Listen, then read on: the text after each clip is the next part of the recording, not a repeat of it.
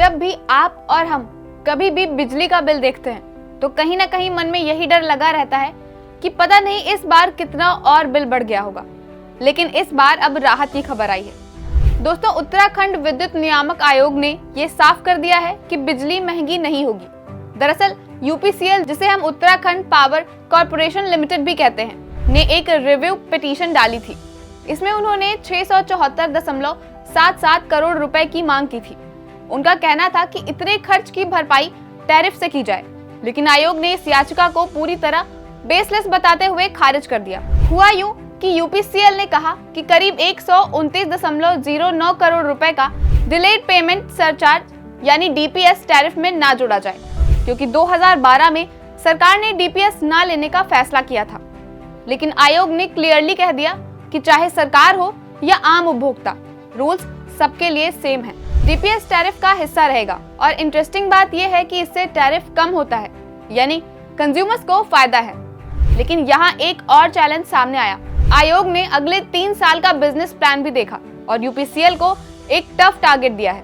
अभी line loss बहुत ज्यादा है। 2025 से 26 तक यूपीसीएल ने 13.5% लॉस का दावा किया था, लेकिन आयोग ने सिर्फ 12.75% अप्रूव किया। 2027 से 28 तक ये टारगेट और घटाकर 11.75% कर दिया गया है। मतलब आने वाले 3 सालों में यूपीसीएल को पावर लॉस कंट्रोल करना ही होगा। अब सोचिए, पिछले 3 सालों में एक्चुअल लॉसेस टारगेट से कहीं ज्यादा रहे।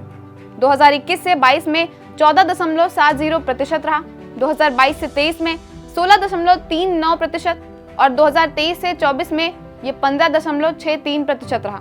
यानी परफॉर्मेंस में सुधार की अभी अर्जेंट नीड है। अगर हम डिस्ट्रिक्ट वाइज देखें तो हालात और भी चिंताजनक हैं। जोशीमठ और खटीमा में लॉस 53% से ऊपर, मंगलौर में करीब 47% और सबसे शॉकिंग लंढौरा में लॉस 69% तक पहुंच गया। तो बॉटम लाइन ये है कि आपको अभी बिजली महंगी नहीं चुकानी पड़ेगी, लेकिन यूपीसीएल के लिए आने वाले साल बेहद चुनौतीपूर्ण है। अगर उन्होंने लाइन लॉस कंट्रोल नहीं किया तो आगे चलकर फिर से बिजली महंगी होने का खतरा बना रहेगा। तो आप बताइए, आपको क्या लगता है, यूपीसीएल अपने टारगेट्स पूरा कर पाएगा या आने वाले समय में हमें फिर बिजली महंगी भुगतनी पड़ेगी? अपनी राय कमेंट में जरूर बताइए और ऐसी ही और खबरों के लिए बने रहिए हमारे साथ और देखते रहिए दस्तक टाइम्स।